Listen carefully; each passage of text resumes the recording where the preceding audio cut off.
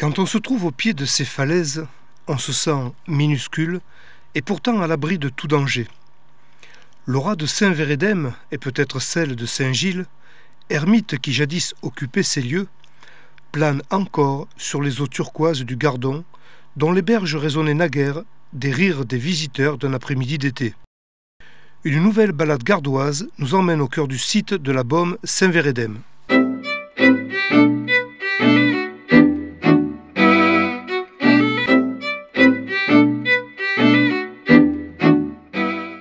On doit l'aspect particulier du site de la baume au Gardon qui, depuis 6 millions d'années, creuse son chemin dans le massif urgonien, un nom qui désigne le calcaire issu de la barrière corallienne qui baignait dans une mer peu profonde, sous un climat tropical, au cœur de l'ère du Crétacé inférieur, il y a plus de 110 millions d'années.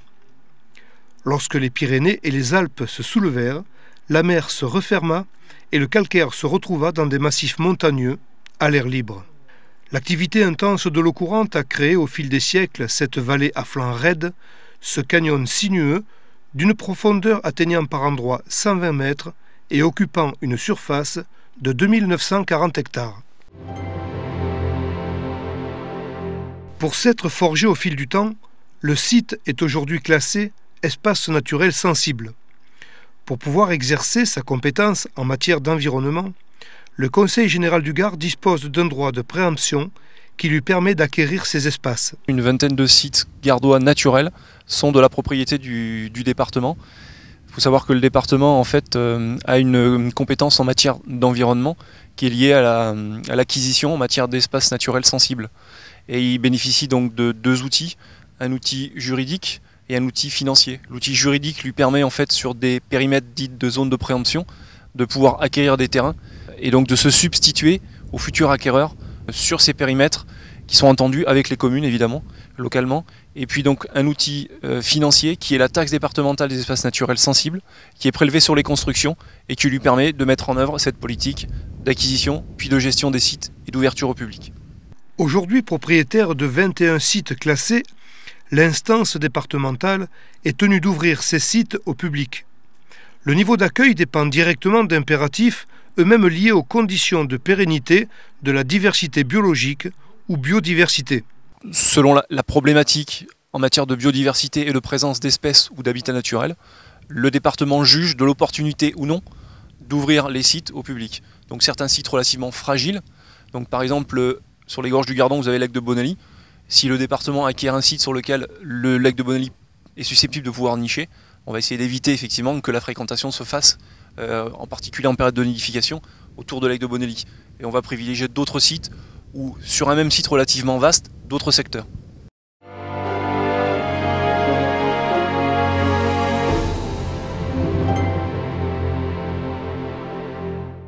Le département du Gard est partenaire de dynamiques de gestion et d'espace comme l'opération Grand Site qui associe État, collectivités et acteurs locaux.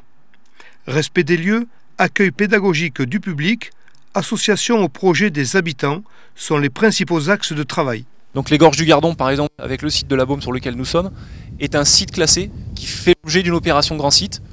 Et l'acteur local pour gérer cette opération Grand Site, c'est le syndicat des gorges du Gardon, dont le Conseil général est membre. Le syndicat mixte des gorges du Gardon comprend le Conseil général du Gard et associe 10 communes.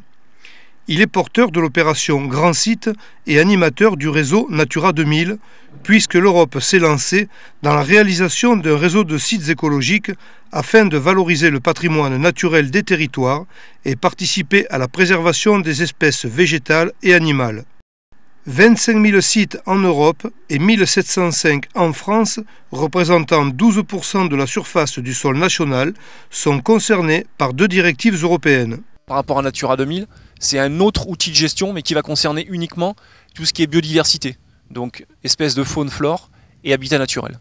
Les gorges du Gardon est également un site naturel qui bénéficie en fait des outils de gestion Natura 2000, de 2 natures, relatives à 2 directives européennes. Une première directive européenne oiseaux, donc parce qu'on a un certain nombre d'espèces effectivement d'oiseaux qui sont importantes au niveau européen, et puis une directive dite habitat, avec des habitats naturels également repérés sur ce site et qui justifie la mise en place de ces 2 périmètres qui sont susceptibles de faire partie du réseau de sites Natura 2000 européens. Rappelons ici qu'au mois de mai 2006, 8400 communes représentant alors 14 millions d'habitants avaient plus de 5% de leur territoire sur un site Natura 2000, parmi lesquels 500 communes littorales et 2000 communes de montagne. Faisant l'objet de nombreuses précautions, le site de la Beaume est un but idéal pour la promenade découverte, une étape rafraîchissante pour la randonnée et un lieu prisé pour la baignade en eau vive, alors qu'un peu plus haut, la garrigue est écrasée par le soleil d'été. Mais le site entretient aussi une activité cultuelle de pèlerinage. On y vient pour se recueillir et honorer la mémoire de Saint Vérédème et Saint Gilles. Les 2 saints hommes se seraient croisés ici. C'est un site qui est à la fois naturel, qui a une richesse naturelle importante, et puis c'est un site qui est pratiqué par un tourisme un petit peu classique, de découverte, mais également de baignade l'été. Et puis c'est un site qui a une pratique locale, d'un point de vue cultuel également. Donc on a un petit culte ici, qui est pratiqué par les habitants de Sanex-Agriès en particulier. La chapelle, dont la datation se situerait entre l'an 750 et 987, sobre dans sa décoration, encore barbouillée des peintures datant du XIIIe siècle, comprend un chœur et une abside au carrelage impeccable.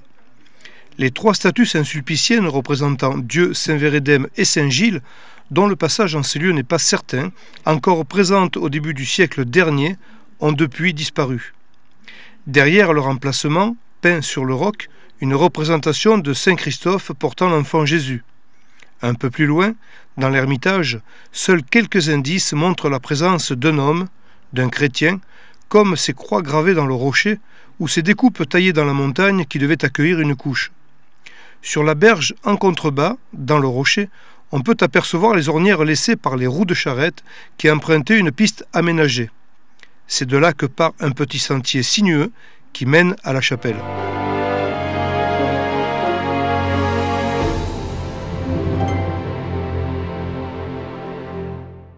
Depuis, les louanges, litanies et sons de cloche ont laissé la part belle à la nostalgie. Chaque année, on faisait un pèlerinage à la Beaume, c'était pour qu'il pleuve surtout. Et il se faisait une messe et tous les jeunes du village descendaient là-bas, en charbon ou machin comme ça.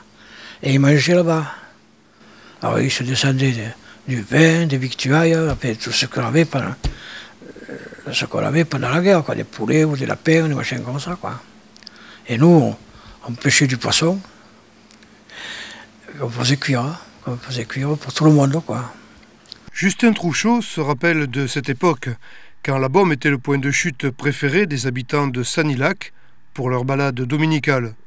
En ce temps-là, la pêche à la truite allait bon train. Écoute, moi j'en ai pêché une de 5 kilos une fois. Et il y avait un pêcheur, un plongeur que je connaissais, Manéo. On l'appelait Manéo, il était de Blozac là. Il en a pris une de 7 kilos. Ben, les femmes descendaient. Le dimanche, elle descendait, nous on les pêchait, et puis elle faisait la friture, un grand pain. Il s'en mangeait du poisson comme ça. Ça veut dire, il est extra là. Il est extra. On ne peut pas manger meilleur poisson que pêcher comme ça et griller pas griller, à la poêle. On avait une grande poêle. Et restait en demeure, un endroit. C'était le rocher tombé. Le rocher tombé, c'était un rocher qui avait tombé, ça faisait de la fructuosité, et c'était quand même assez étanche. Alors là, il y avait la poêle, il y avait la bouteille d'huile d'olive, il y avait la bouteille de pastis, il y avait le sel, il y avait tout ce qu'il fallait, la farine, tout ce qu'il fallait. Alors s'il manquait quelque chose, on savait qu'on le trouvait là. Justin Trouchot a su transmettre sa passion du site de la Beaume. Ce n'est pas par hasard que Cyril Soustel est devenu garde d'environnement du Conseil général du Gard. Et il y a 15 ans, on a commencé à travailler sur le site pour le préserver parce qu'effectivement, il y avait beaucoup de monde, mais pas très éduqué à l'environnement, c'est-à-dire qu'il y avait beaucoup de campements avec les déchets, les barbecues. Donc la première opération du Conseil général, ça a été d'acheter ce site. Après, on a nettoyé, on a fait une opération de nettoyage tout un hiver avec des jeunes délinquants qui travaillaient avec nous. On a enlevé plus de 20 tonnes d'ordures. Et puis, depuis qu'on tient le lieu propre, très peu de déchets durant la saison estivale. Et les gens sont très contents du site comme il est. Ici, plus qu'ailleurs, et depuis la nuit des temps, l'eau est source de vie. Cette eau hélas parfois ravageuse, souvent génératrice de bien-être, est toujours présente à cet endroit. Et pour cause, à sec en amont, le Gardon est alimenté plus bas par des résurgences, comme la Boulidou, qui amène l'eau depuis des galeries souterraines jusqu'à la surface. Ces courts-circuits hydrauliques révélés au fil des siècles au cours desquels l'eau a creusé le massif, phénomène naturel grâce auquel elle jaillit du rocher, chantant sa joie de la liberté retrouvée. Au début du siècle précédent, sur la rive droite, un certain Giraud, marchand de vin nîmois, fit construire une guinguette, devenue ensuite une hôtellerie de luxe. Une collection de cartes postales témoigne du faste de ces années. Ceux des clients désireux de visiter l'Ermitage pouvaient le faire grâce à la présence d'un passeur en barque. Une route aménagée, le chemin départemental 127, permettait aux voitures de descendre jusqu'aux portes de l'hôtellerie qui cessa son activité en 1941. Le site de la Baume connut ensuite une kyrielle de propriétaires privés jusqu'en 1993, année au cours de laquelle le Conseil général du Gard en fit l'acquisition. En 1952, le 7e art rendait hommage au site de la Baume. Le réalisateur Henri-Georges Clouzot y tourna des scènes du film Le salaire de la peur avec les inoubliables Charles Vanel, Yves Montand, Vera Clouzot et Dario Moreno. Ne subsistent de l'époque du tournage que les restes d'une dalle en béton. D'autres scènes du film furent tournées dans le département. C'est depuis la fenêtre de l'Ermitage qu'on peut apercevoir le moulin Tour que la crue de 1907 a privé de sa toiture. Les suivantes ont eu pour conséquence l'effondrement de la voûte et l'ensablement du premier étage. Ce moulin dit de la Rasclose fonctionnait grâce à un barrage. Celui-ci, vidé de sa provision, mettait le moulin au repos. On procédait alors à un nouveau remplissage de la retenue d'eau qui donnait au moulin l'énergie suffisante à son fonctionnement. C'était la Rasclose. Antérieure à 1700, son activité s'est éteinte en 1886. Face à lui, sur la rive gauche, un autre moulin, submersible, en forme de barque renversée. Comme pour le moulin Tour, un avant-bec plein servait de bouclier et sa forme lui assurait de ne pas être victime des crues. Datant du XIIIe siècle, il doit à la rusticité de sa construction d'avoir su défier le temps. Ce temps qui passe et qui ne pourra désormais que patiner une œuvre que la nature a forgée au fil des siècles et qui nous indique la voie de la sagesse.